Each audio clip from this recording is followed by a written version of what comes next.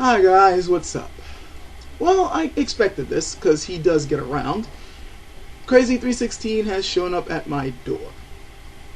No, not my literal door. You know, at my channel, my videos. He started commenting on them.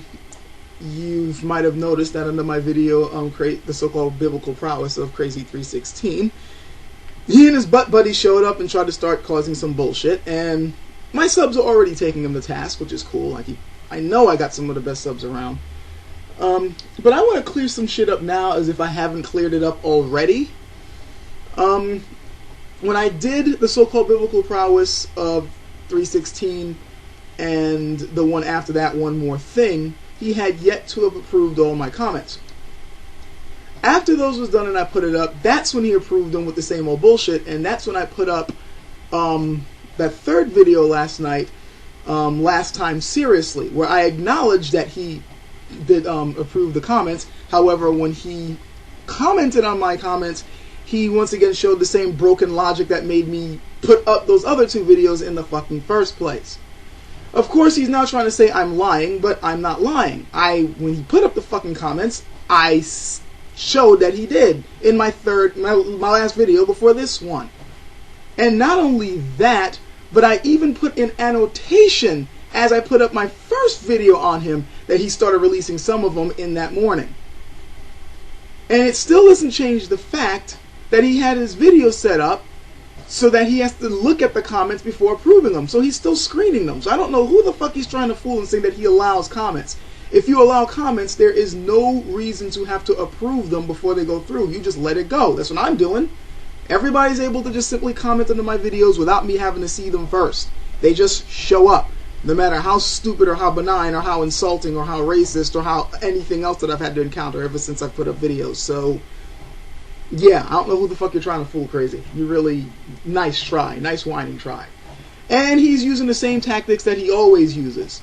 Insults, saying that people don't know the Bible, calling people trolls, and, oh, I've already dealt with this. I've already dismantled your videos. Motherfucker, you didn't dismantle shit. And I'm speaking as a black man to a black man. Come on, be real.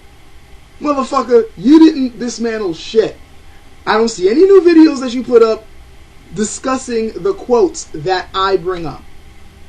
Nothing in the videos where you mention these quotes does it show that you're correct.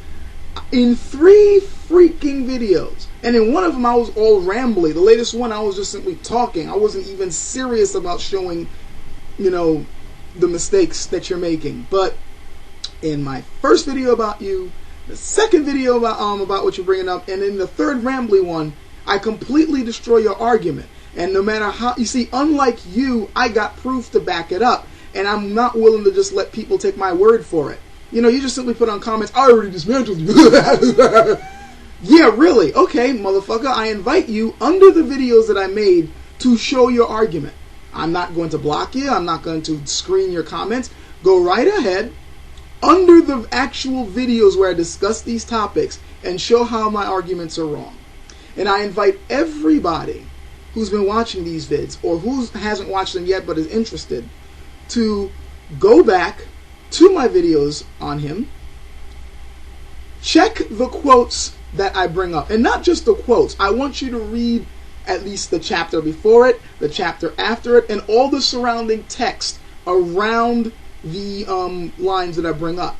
Granted, I do exhaust a lot of options because, especially in the second video, I just break it all down. I don't just go with 1 line or 2 lines. I go through all the stuff, including the stuff that he thinks sounds good. You know, the stuff about men having to cling to their wives, or how men have to love their wives like Christ loved the church, and just as Christ gave his life for the church, men must give their life for their wives. You know, a line that Krazie loves to state. But he never tells you the lines that are said before and afterwards and what it actually means to give your wife for your life, just like Christ gave his life for the church. Remember, the husband is to be like Christ, and the wife is supposed to be like the church, and Paul specifically states that the church submits to Christ, just as the wife is supposed to submit to the husband. It's clear cut. There's no dancing around the issue here, Krazie. There really isn't. No matter how much you're trying to make it look otherwise, you're fucking with somebody who's read the Bible straight for 19 years. Why do you think you can win this? You can't. You're relying on one or two phrases. I'm relying on entire books. And by the way, in case you didn't see my last video and if somebody else thought I was too rambling so they couldn't figure out what I was trying to say in my last, let me spell it out again. You can't use 1 Corinthians as your stance that that's what Paul finally thought about marriage, because he wrote 1 Corinthians before he wrote Timothy and before he wrote Ephesians. And in Timothy and Ephesians, he makes his views on women very clear. You don't have a leg to stand on. Give up and move on. Just admit that your views on marriage don't fly in the face of what Paul says. You want to say that men are equal to women? Hey, I salute you on that, about the only goddamn thing I can salute you on. But if you're going to try to argue with me saying that Paul agrees with what you're saying, you got another fucking thing coming. Paul does not believe that women are in an equal stance to men.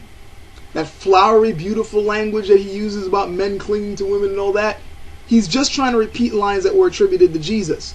But if you read what he wants women to do, it goes with the tradition of that time period. And the tradition of that time period, in many cultures, women were viewed as property.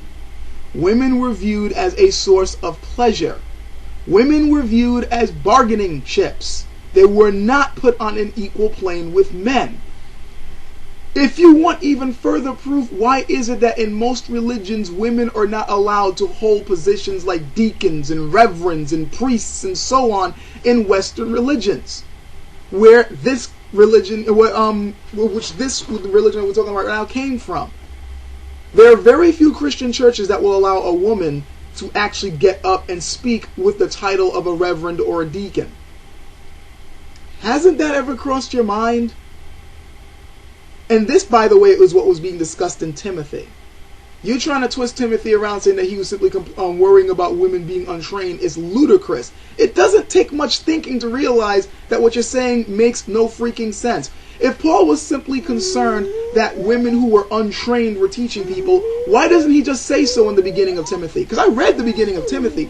He simply says there are men preaching false doctrine. And he is concerned with men preaching false doctrine. So he wrote this letter to Timothy so that Timothy would know what the right thing is. And in there he states, I will not suffer a woman to teach any man or to be put into leadership over any man. Why would he put it like that if he later on feels that women can teach? Does that make any sense? He doesn't even mention women in the beginning of Timothy. He just simply says men are preaching false doctrine. Then when he gets to the subject of women, one of the first things that come out of his mouth is, I will not suffer a woman to preach any man. He doesn't say, I will not suffer untrained women or gossipy women or unlearned women to suffer any man. He says, I will not suffer a woman, period, in general. Women. I will not suffer women to be in any position over any man. You lose.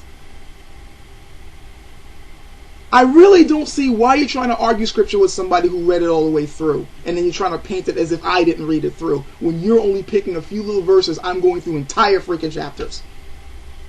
Give up, move on, unless you can find some magical scripture somewhere that erases all of this. But I know you can't. So please, this ego game you're trying to pull, this chest puffing up shit, it's not working. Not with me and not with anyone who actually reads the Bible. And again, anyone listening to this right now, don't take my word for it. On the sidebar, I will tell you which books to read. I won't even tell you where the verses are. I want you to find them for yourselves. I'll put the books on the side. I'll put the link up to Bible Gateway on the side. Go to Bible Gateway and pick any translation you want and look those books up. Find the quotes. Have fun. Actually, yeah, I'll put up the quotes, but I'm not going to put up the actual quotes. I'll tell you which verses to look up, but don't just look at the verses. Read everything around it. Read it in context. And then post up under this video who you think is correct. I invite both Christians and atheists to do this. Go right ahead. I'm leaving the table open here because I've got nothing to hide.